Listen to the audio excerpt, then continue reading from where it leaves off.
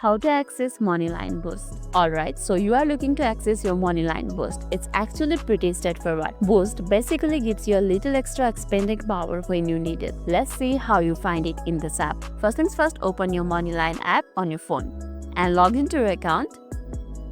Once you're inside, you will see this type of interface. Now tap on 9 dots in top left corner, which is over here. Tap on it.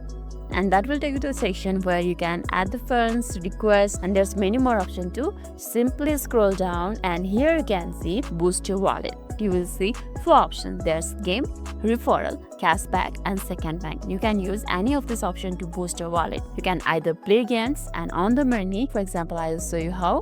Over here, you will see a list of games through which you can play and earn. Second option is referrals. Here you will get your own referral code which you can share with your friend, and if your friend logged in through the referral code, you will get certain amount which will boost your wallet. And the third option is cashback, where you can see a lot of cashback offers. You can use any of this process in order to boost your wallet. The fourth option is second bank. You can see it over here.